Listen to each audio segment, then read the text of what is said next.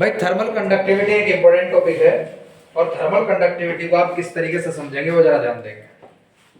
मैंने मान लिया मेरे पास एक बॉडी ए है जिसका temperature T plus delta T है और एक बॉडी मैंने कंसीडर कर ली मेरे पास B है जिसका टेम्परेचर T है।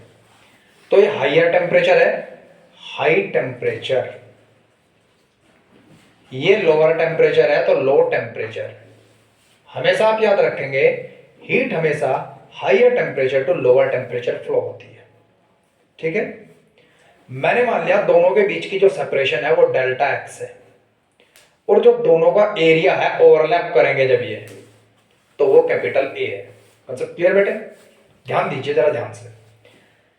डेल्टा क्यू है heat radiated by body A and received by body B. Concept clear? Per unit time heat radiated by the body A and received by the body B is directly proportional to the change of temperature। जितना दोनों के बीच temperature होगा, difference of temperature कह लीजिए आप, will directly proportional to the common area, overlapped area कितना है। For example सर्दियों के दिन है, जनवरी का दिन है और एक आदमी बाहर से बाइक पाया और उसने आगे आपकी गर्दन पर एक उंगली लगाई तो कम ठंडी लगी, 4 उंगलियां लगाई तो ज्यादा ठंडी लगी और पूरी हथेली लगाई तो और भी ज्यादा ठंडी लगी। ऐसा क्यों? एक उंगली लगाने पर सरफेस एरिया कम है, सरफेस एरिया कम होने पर उसने कम हीट खींची आपकी सरफेस से, आपकी बॉडी से। 4 उंगलियां होने पर सरफेस एरिया बढ़ा, उसने थोड़ी ज्यादा हीट खींच ली आपकी बॉडी से। और पूरी हथेली होने पर उसने और भी ज्यादा हीट खींच ली आपकी बॉडी से। तो जितना एरिया कॉन्टेक्ट में आया करता है उतना हीट का फ्लो ज्यादा हो जाया करता है। Concept clear? 100% समझ आया? दूसरी बात आप क्या समझेंगे, मैंने ना जनवरी का महीना है, 1 डिग्री सेल्सियस टेम्परेचर है, उस समय बाहर खुली हवा में रात के समय एक लकड़ी का टुकड़ा रख दिया और एक लोहे का टुकड़ा रख दिया। मैंने दोनों को हाथ लगाया, ज्यादा ठंडा कौन सा लगेगा? इसका मतलब बिल्कुल भी ये नहीं है कि लोहा ज्यादा ठंडा था इसीलिए मुझे वो ज्यादा ठंडा लगा। मैंने दोनों का टेम्परेचर देखा, दोनों का टेम्परेचर बराबर था। जब सराउंड का टेम्परेचर 1 डिग्री सेल्सियस तो दोनों का टेम्परेचर भी, क्योंकि बहुत लंबे समय से वो दोनों सराउंड में पड़े हुए थे। अब सवाल यह है कि वो ठंडा क्यों लगा? जब मैंने लकड़ी को छुआ, लकड़ी एक बेड कंडक्टर ऑफ हीट है तो उसने मेरी बॉडी से इतनी ज्यादा हीट नहीं निकाली, लेकिन लोहे को जब मैंने छुआ उसने बॉडी से बहुत तेजी से हीट रेडिएट की, मेरी बॉडी ने उस लोहे को बहुत तेजी से हीट ट्रांसफर की, इसलिए वो मुझे ज्यादा ठंडा लगा। Concept clear? तो कभी भी ऐसा नहीं है कि जो चीज ठंडी थी वो ज्यादा ठंडी थी। हो सकता है वो एक गुड कंडक्टर हो हीट का जो बहुत तेजी से हीट खींचता है। Concept clear? 100% क्लियर? पक्का याद रखेंगे हमेशा। तो मैंने मान लिया इस बॉडी का टेम्परेचर ज्यादा है, कितना ज्यादा है? डेल्टा टी, और दोनों एक दूसरे के साथ ओवरलैप करते हैं ए एरिया, और दोनों के बीच का जो सेपरेशन है वो कितना है? Delta x. तो जितना सेपरेशन ज्यादा होता है उतनी हीट कम रेडिएट होती है। अब इसे कंसेप्ट को किस तरीके से समझेंगे आप? आपकी बॉडी का टेम्परेचर 35 डिग्री सेल्सियस है और सराउंड का टेम्परेचर आजकल 15 डिग्री टू 10 डिग्री सेल्सियस है, सर्दियों के दिन है। ठीक है जी। अब मैं रात की अगर बात करूं तो ये टेम्परेचर लगभग 5 डिग्री सेल्सियस तक भी शायद पहुंच जाता हो। ठीक है जी। दिन में आप ध्यान देंगे, दिन में आपकी बॉडी को कम सर्दी लगती है क्योंकि आपकी बॉडी सराउंड को कम हीट ट्रांसफर करती है, क्योंकि सराउंड का टेम्परेचर 15 डिग्री सेल्सियस के आसपास होता है। रात के समय टेम्परेचर का जो सराउंड का टेम्परेचर हो 5 डिग्री सेल्सियस चला जाता है तो आपकी बॉडी का और सराउंड का टेम्परेचर बढ़ जाता है, डिफरेंस बढ़ जाता है, तो हीट बहुत तेजी से फ्लो होती है। ठीक है जी। अब जो मैं बात करूंगा ये तो हुआ टेम्परेचर डिफरेंस की बात। जितना टेम्परेचर डिफरेंस उतनी हीट पर यूनिट टाइम ज्यादा रेडिएट करेगी हाइयर टेम्परेचर बॉडी। अब दूसरी बात क्या है, मैं ये भी डिस्कस कर चुका, एक उंगली हुई तो हीट कम रेडिएट हुई, पूरी हथेली कॉन्टैक्ट में आई तो ज्यादा हीट रेडिएट हुई। वो कंसेप्ट आया ए के लिए, जितना ओवरलैप एरिया ज्यादा उतना हीट रेडिएट पर यूनिट टाइम ज्यादा। अब बात करते हैं सेपरेशन। आप रात को सोते समय मान लीजिए 1 सेंटीमीटर मोटा कंबल ओढ़ते हैं तो आपकी बॉडी और सराउंड के बीच 1 सेंटीमीटर का डिफरेंस आएगा। कितना डिफरेंस आएगा? अगर आप 4 सेंटीमीटर मोटा कंबल ओढ़ते हैं तो कितना आएगा आपको? सर्दी किस कंबल में लगेगी? 1 सेंटीमीटर के कंबल में। क्यों? क्योंकि सराउंड और आपकी बॉडी के बीच 1 ही सेंटीमीटर का फर्क है। और जब 4 सेंटीमीटर मोटा कंबल आपने ओढ़ लिया तो 4 सेंटीमीटर का दूरी क्रिएट कर दी उस कंबल ने आप और सराउंड के बीच। तो अगर दो बॉडीज के बीच, मैंने सराउंड को एक बॉडी कंसीडर कर लिया जिसका टेम्परेचर कम है और अपनी बॉडी को एक बॉडी कंसीडर कर लिया जिसका टेम्परेचर ज्यादा है, और दोनों के बीच जो कंबल है वो सेपरेशन है। अगर वो ज्यादा होगी तो मेरी बॉडी से हीट कम फ्लो होगी बाहर की तरफ, और अगर वो सेपरेशन कम होगी तो मेरी बॉडी से हीट ज्यादा फ्लो होगी बाहर की तरफ। Concept clear? तो ये फॉर्मूला इस तरीके से बनता है। प्रोपोर्शनलिटी का साइन हटाने के बाद एक कांस्टेंट लगा दिया जाता है, इस कांस्टेंट को -k कहा जाता है। अब कुछ बच्चों का प्रश्न ये भी होगा कि सर माइनस क्यों आया? k को थर्मल कंडक्टिविटी कोफिशिएंट कहा जाता है, सवाल है माइनस क्यों आया? माइनस ये रिप्रेजेंट करता है जैसे जैसे ये टेम्परेचर डिफरेंस घटता जाता है वैसे वैसे एक बॉडी का टेम्परेचर भी कम होता जाता है और उसके पास हीट की वैल्यू कम होती जाती है। Concept clear? फॉर एग्जांपल मेरे पास एक बॉडी है, मान लीजिए गर्म पानी है 10 डिग्री सेल्सियस पर, और एक यहां ठंडी बॉडी रखी हुई है इसके पास 5 डिग्री सेल्सियस पर। मैंने क्या कर दिया, इस पानी को इसके ऊपर डाल दिया तो पानी बहुत तेजी से ठंडा हुआ, लेकिन जब पानी 4 डिग्री सेल्सियस या 6 डिग्री सेल्सियस के आसपास आ गया तब उसके अंदर से हीट बहुत ही कम रेडिएट होने लगी, इधर टेम्परेचर डिफरेंस घटने लगा। Concept clear? जब दो बॉडीज का टेम्परेचर डिफरेंस घटता है तो एक बॉडी का हीट ऑलमोस्ट खत्म होने की कगार पर होता है। समझ आ गया? इसलिए नेगेटिव साइन आया करता है। अब भाई मैंने जो अभी पिछले कुछ सालों के अगर मैं पेपर देखूं उसमें मैंने क्लास 11th का जो पेपर देखा है उस पेपर में मैंने सबसे ज्यादा इस टॉपिक में थर्मल कंडक्टिविटी कोफिशिएंट की ऐसा यूनिट एंड डायमेंशन फॉर्मूले पर नजर डाली है, जो एमसीक्यू में डायमेंशन फॉर्मूला और आपसे ऐसा यूनिट पूछी जा सकती है। Concept clear? 100% क्लियर? ध्यान दीजिए, के की वैल्यू, के को कैलकुलेट करना है तो किस तरीके से कैलकुलेट करेंगे आप? Delta Q upon delta T, delta X ऊपर गया, ए डेल्टा टी नीचे आया, capital delta T change in temperature, small delta T change of time, delta Q change of heat या रेडिएटेड हीट या received heat by the lower temperature body, और delta X separation between the lower temperature body and higher temperature body. अब minus sign इसलिए नहीं लिखते ऐसा unit में, ना तो माइनस साइन हुआ करता ना ही प्लस साइन। तो भाई साहब ये तो हो गया हीट पर यूनिट टाइम, जूल पर सेकेंड, ये हो गया मीटर, और नीचे एरिया है तो मीटर स्क्वायर, और ये टेम्परेचर का डिफरेंस है तो केल्विन। मीटर से मीटर कैंसिल। कई बुक्स में आप ये पढ़ते हैं जूल पर सेकेंड पर मीटर पर केल्विन, ये भी करेक्ट है, और जूल पर सेकेंड को कई बार आप वाट पर मीटर पर केल्विन पढ़ते हैं, ये भी करेक्ट है। Is that clear to all of you और नॉट? ये थर्मल कंडक्टिविटी कोफिशिएंट है। आगे समझ? 100% समझ आया बच्चे? थर्मल कंडक्टिविटी कोफिशिएंट अगर आप ध्यान देंगे तो इनवर्सली प्रोपोर्शनल टू ए है, जब उन्हें आपने इस तरीके से कनेक्ट किया है कि हीट का फ्लो कांस्टेंट रहे। ठीक है? तो कई क्वेश्चनों में जब आप देखते हैं तो वहां एक सिंपल सा आंसर मिल जाता है, K2/K1 = A2, मतलब उल्टा। Concept clear? 100% समझ आ गया? ठीक है जी। अब इसके बाद यहां तक पढ़ने के बाद बच्चे मैं सिर्फ इस पेपर, इस एग्जाम की बात करूंगा। वैसे तो ये टॉपिक बहुत ही ज्यादा इंपॉर्टेंट है कि अगर सीरीज में कनेक्ट होते हैं दो कंडक्टर तब थर्मल कंडक्टिविटी कोफिशिएंट का फॉर्मूला क्या होगा, अगर पैरेलल में कनेक्ट होते हैं तब क्या होगा। लेकिन ये कंपटीशन के पॉइंट ऑफ व्यू से इंपॉर्टेंट है। एकेडमिक में आपके यहाँ ना तो पढ़ाया गया है ना ही एग्जाम पेपर में आएगा, लेकिन कंपटीशन के हिसाब से अगर मैं बात करूं तो मैंने टेम्परेचर स्केल या थर्मल कंडक्टिविटी कोफिशिएंट या फिर एक न्यूटन्स लॉ ऑफ कूलिंग जो अभी मैं पढ़ाऊंगा, इन 3 टॉपिकों में से आज तक ऐसा नहीं हुआ मेरे सामने कि कभी 2014 के बाद किसी एग्जाम के अंदर इन 3 में से एक क्वेश्चन ना आया हो। तो जो बच्चे मेडिकल के हैं, जो बच्चे मेंस की तैयारी करेंगे, इन 3 टॉपिकों को आप अच्छे से अलग से जरूर पढ़ेंगे, क्योंकि यहाँ से क्वेश्चन पेपर में एक 4 नंबर का क्वेश्चन नीट में भी आएगा और मेंस में भी, ठीक है। खैर इसके बाद यहाँ से पढ़ते हैं हम न्यूटन्स लॉ ऑफ कूलिंग। देखो जी, न्यूटन्स लॉ ऑफ कूलिंग क्या कहता है?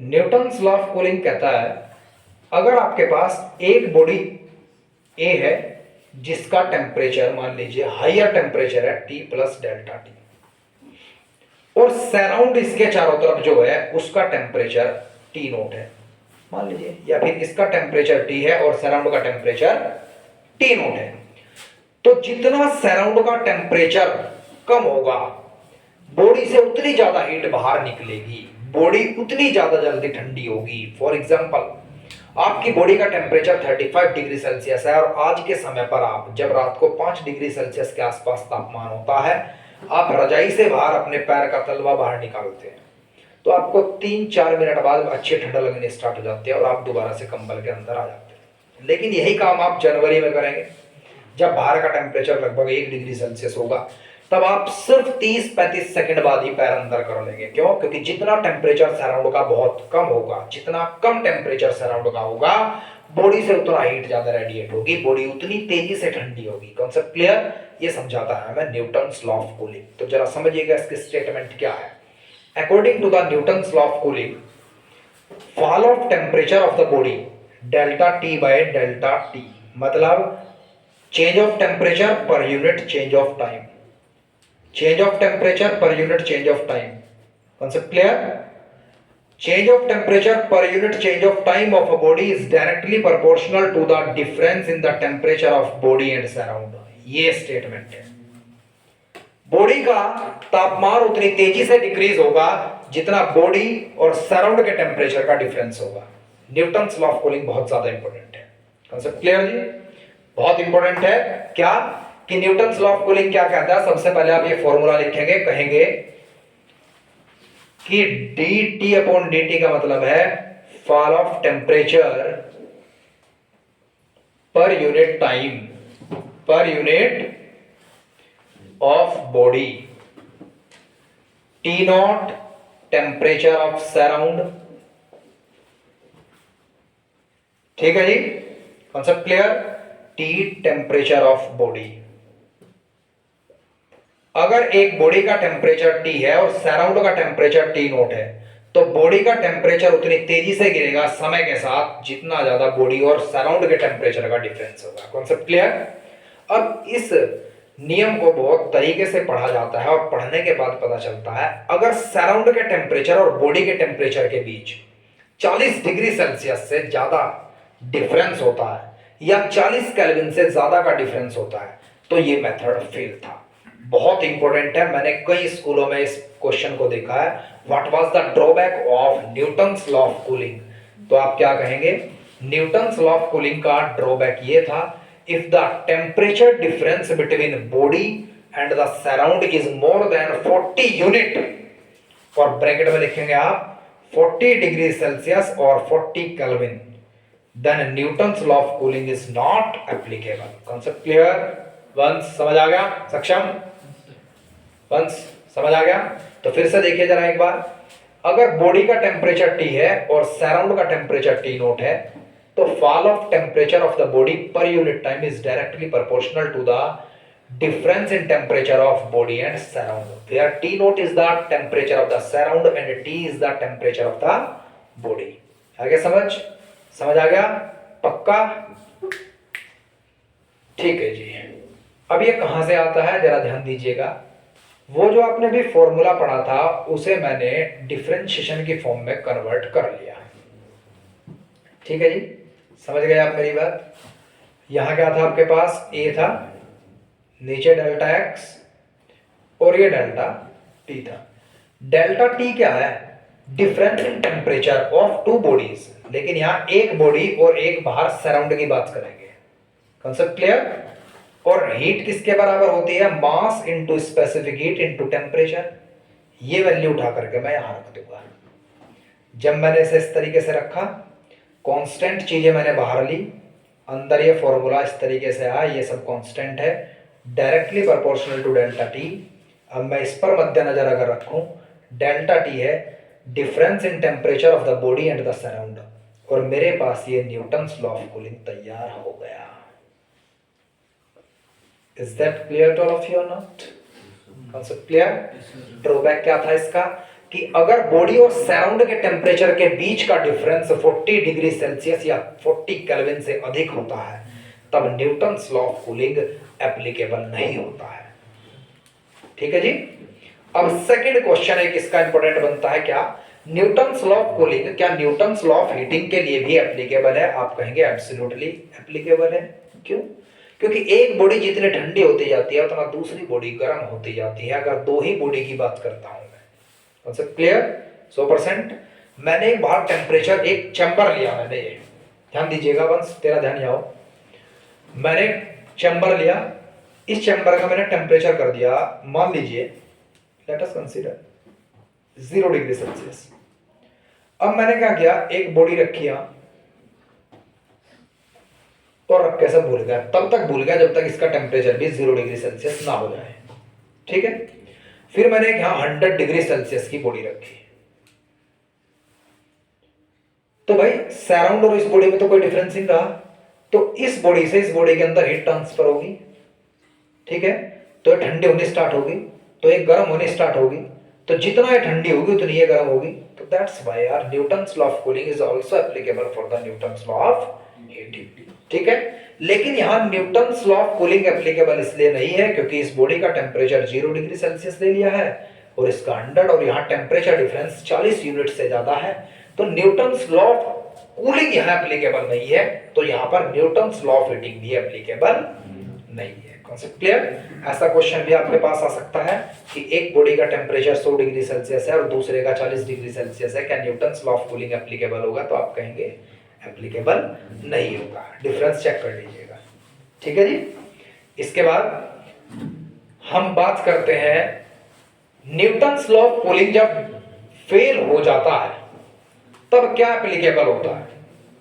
जब Newton's law of cooling fail हो जाएगा तब क्या एप्लीकेबल होगा? ध्यान दीजिए। एक साइंटिस्ट थे जिनका नाम है स्टेफन, तब स्टेफन्स लॉ एप्लीकेबल होगा। स्टेफन्स लॉ क्या कहता है?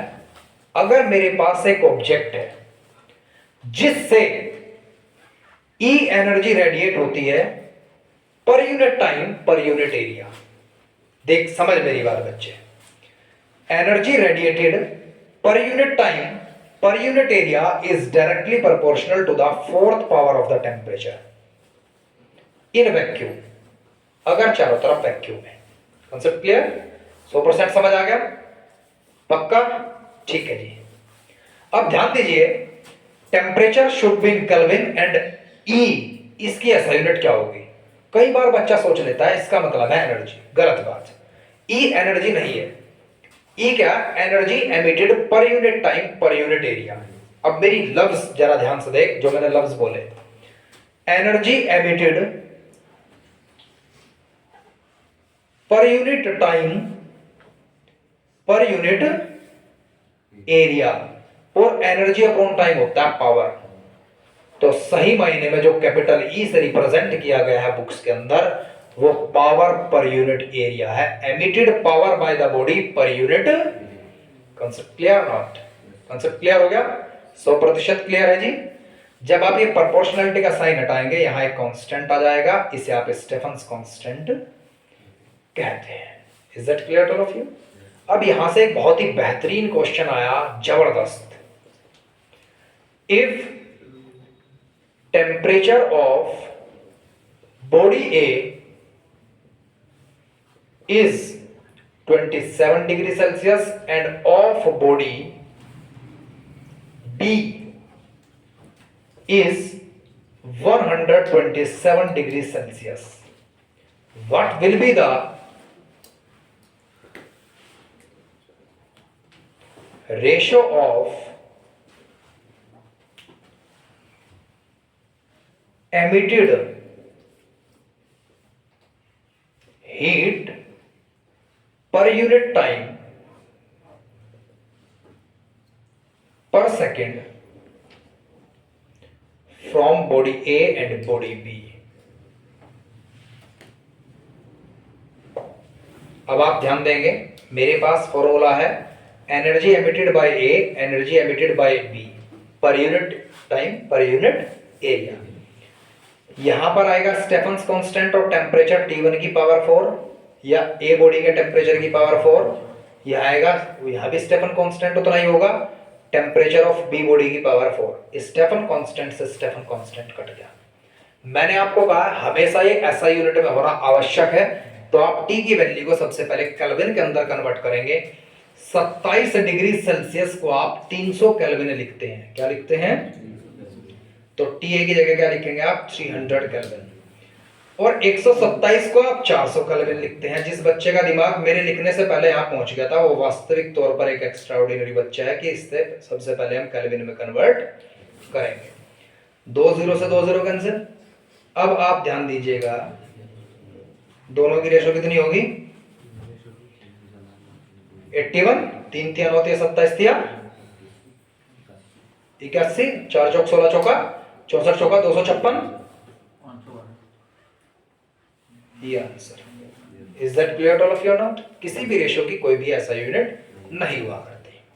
ठीक है जी। एक बेहतरीन क्वेश्चन यहां से डेवलप ये होता है, क्या अगर आपके पास दो बॉडीज हैं, एक का टेम्परेचर और दूसरे टेम्परेचर की रेशियो 1:2 है, तब एमिटेड एनर्जी पर unit time per unit area कितनी होगी? भाई E1/E2 1/2 की पावर 4। तो ध्यान दीजिए कितनी होगी? 1:2 दूनी 4 दूनी 8 दूनी 16। ये आंसर है। Concept clear? बेहतरीन, समझ आया? बढ़िया।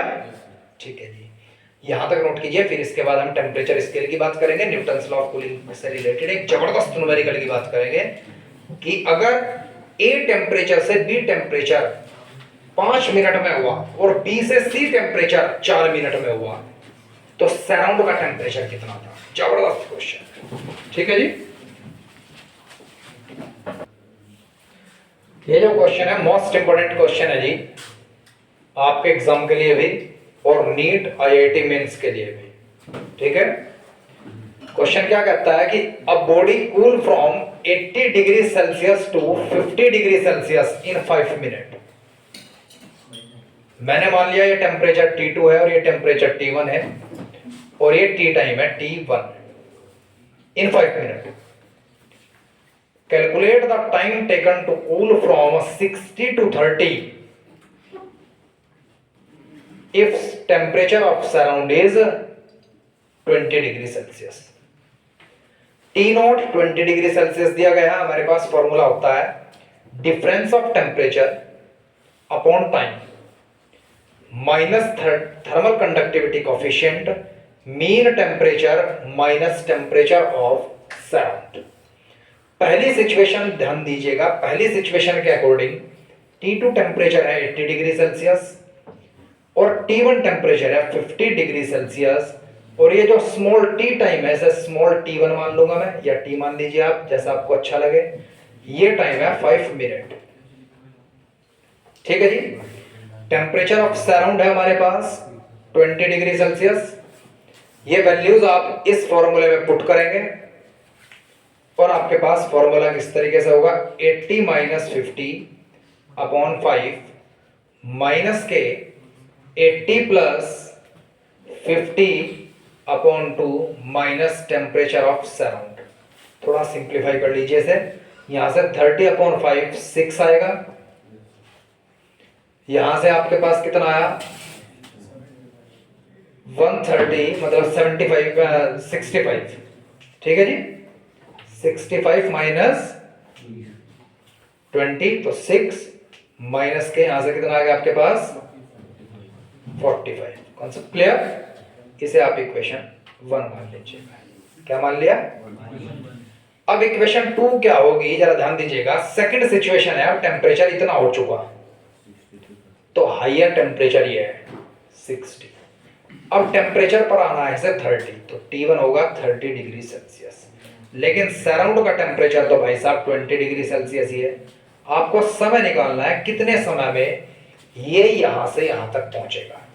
सेकंड सिचुएशन के अकॉर्डिंग सेकंड इक्वेशन बन गई आपके पास क्या, अब T2 आपके पास है 60 माइनस अपॉन T, क्योंकि ये टाइम आपको कैलकुलेट करना है, माइनस के mean of temperature 60 plus 30 90, 90 upon 2 किसके बराबर होगा 45, और टेम्परेचर ऑफ सराउंड 20। यहां से आपके पास कितना आता है 30 अपॉन T माइनस के, और यहां से क्या है आपके पास, let it be equation second. Equation 1 को इक्वेशन 2 से आप डिवाइड कर दीजिएगा। अब आपके पास इक्वेशन 1 क्या है 6 को डिवाइड कर दीजिए 30 अपॉन T से, और इधर आपके पास माइनस के से माइनस के कैंसिल हो जाएगा, 45 अपॉन 5 से कैंसिल कीजिए, ठीक है जी। ये T ऊपर गया तो T बाय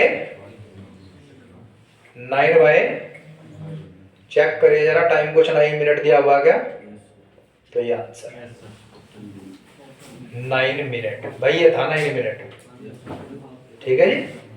नोट कीजिए फास्ट, क्वेश्चन बढ़िया था, नोट करो, ऐसा क्वेश्चन आएगा। एक ये टॉपिक भी इंपॉर्टेंट है इस चैप्टर का, टेम्परेचर स्केल। टेम्परेचर परसेंट ध्यान दें, बस हमें क्या याद रखना है, तो टेम्परेचर स्केल का नाम, एक सेल्सियस स्केल, एक केल्विन स्केल और एक फ़ारेनहाइट स्केल। भाई र्यूमर और रैंकलिन और रदरफोर्ड 3 स्केल हो रहे हैं, वो मुझे पढ़ाने की आवश्यकता नहीं, क्योंकि आपके टीचर्स ने आपको नहीं पढ़ाया, आप एकेडमिक पढ़ने के लिए बैठे हैं, ठीक है।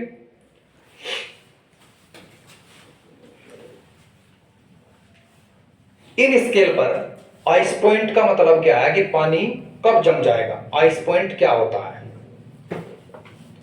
सेल्सियस पे होता है 0, केल्विन पर 273.15, लेकिन 273 से कम चल जाएगा, फ़ारेनहाइट पर 32। सेल्सियस और फ़ारेनहाइट में डिग्री लगती है, केल्विन में डिग्री नहीं लगती। केल्विन एब्सोल्यूट स्केल मानी जाती है, और इस स्केल की एक खास बात है, इस पर 0 या नेगेटिव टेम्परेचर लाइज नहीं करता, 0 केल्विन टेम्परेचर लाइज नहीं करता, क्योंकि वो इतना कम टेम्परेचर है, उसकी ऑब्जर्वेशन आज तक किसी भी साइंटिस्ट ने नहीं दी है। तो यहां से इंपॉर्टेंट क्वेश्चन आया, किस स्केल पर 0 केल्विन, 0 टेम्परेचर या नेगेटिव टेम्परेचर पॉसिबल नहीं है, तो आप क्या कहेंगे केल्विन टेम्परेचर। किस स्केल को एब्सोल्यूट स्केल ऑफ टेम्परेचर कहा जाता है, तो केल्विन स्केल। 2 क्वेश्चन बेहतरीन हो गए, ठीक है बेटे। इसके बाद स्टीम पॉइंट मतलब वेपर कब बनेगा पानी, 100 डिग्री सेल्सियस पर, केल्विन 373 और फ़ारेनहाइट 212। अब एक चीज होता है, स्केल के अंदर कितने डिवीजन है, कितने खन्ने बने हुए हैं, और डिवीजन का मतलब क्या होता है,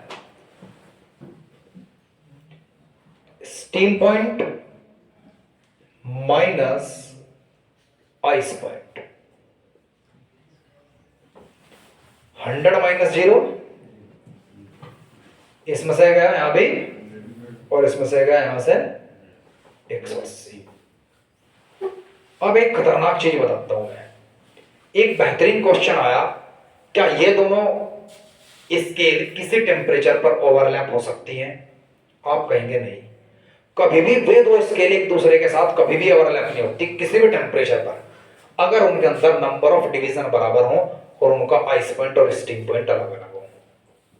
समझ आ गया, मतलब सेल्सियस का एक भी टेम्परेचर कभी केल्विन स्केल के साथ मैच नहीं करेगा, लेकिन सेल्सियस फ़ारेनहाइट इनका कोई एक टेम्परेचर एक दूसरे के साथ मैच कर सकता है, और इन दोनों का भी एक दूसरे के साथ मैच कर सकता है।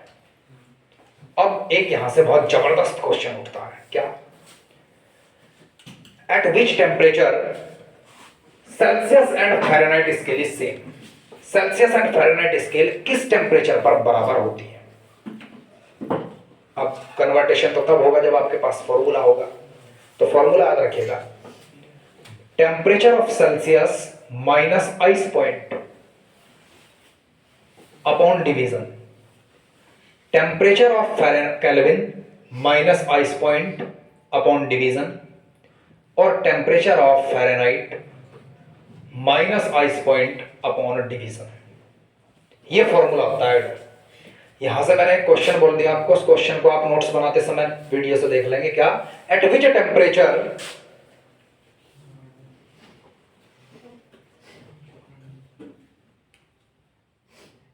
Fahrenheit and Celsius scale is same.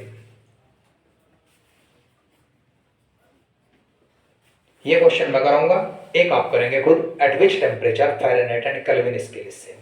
ठीक है जी। अब ध्यान देंगे, मुझे सिर्फ इस और इस स्केल से संबंध रखना है अभी इस क्वेश्चन के अकॉर्डिंग। मैंने मान लिया वो temperature, let this temperature x, क्या मान लिया? तो यहां रखा मैंने x माइनस 0/100, यहां रखा मैंने x माइनस 32/180, यहां से x अपॉन 100 आया, यहां से x माइनस 32/180 आया, एक जीरो से एक जीरो कट गया, 2 से काट दे, यहाँ 9 आया, यहाँ 5 आया, 5 की मल्टीप्लाई यहाँ की और 9 की यहाँ की, 9x माइनस 5x माइनस 5 दूनी 10 और 5 तिया 15, 15 और 1 ये इधर आया, 4x minus 160, x is equal to minus 40 degree. Minus 40 एक ऐसा टेम्परेचर है जो फ़ारेनहाइट और सेल्सियस स्केल पर सेम है। Concept clear? एक क्वेश्चन आप खुद करेंगे, at which temperature Celsius and Kelvin scale is same. आप कहेंगे never Celsius and Kelvin scale भी सेम, कभी सेम नहीं हो सकती। एक क्वेश्चन इंपॉर्टेंट है, at which temperature Kelvin and Fahrenheit scale is same. ये आप खुद कैलकुलेट करेंगे। ठीक है जी, नोट कीजिए। फिर एक क्वेश्चन मुझे और कराना है फॉल्ट स्केल का, जल्दी कीजिए, fast.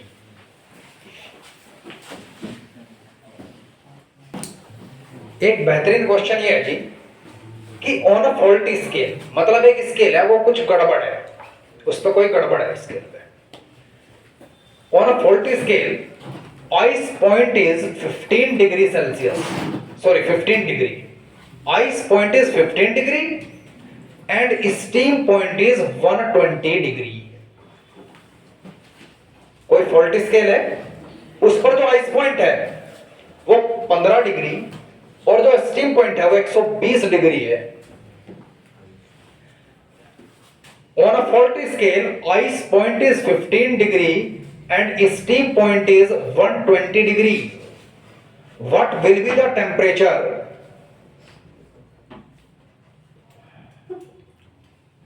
of this scale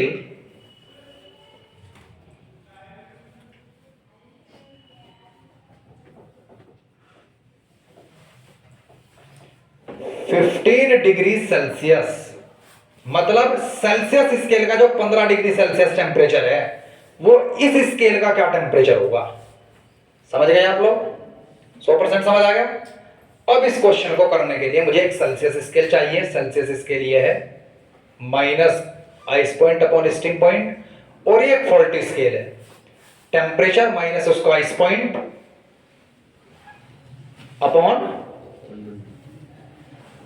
division. इसमें से घटाइएगा, डिवीजन मिल जाएगा आपको 105। अब सेल्सियस का टेम्परेचर मैंने कितना कहा है? 15। इस स्केल पर 15 टेम्परेचर कितना होगा?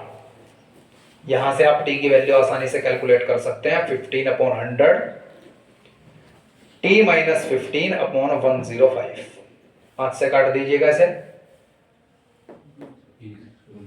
21 और यहां से काट दो 3 4 3/4 टी माइनस 15/21। 21 या 63, 4t माइनस कितना हो गया भाई? 15 चौका, ये इधर आ गया तो 3 4t, ये इधर आ गया प्लस हुआ भाई। ठीक है, तो 123 अपॉन इतना टेम्परेचर होगा। Concept clear? 100% समझ आ गया? पक्का? इतने डिग्री। यहां तक कोई दिक्कत? कैलकुलेशन अगर इसमें कहीं मिस्टेक हुई हो तो कैलकुलेशन चेक कर लीजिए एक बार। 15 माइनस 0/100, 15/100, ठीक है, 1 माइनस 15/15। कैलकुलेशन सही है? 3.75।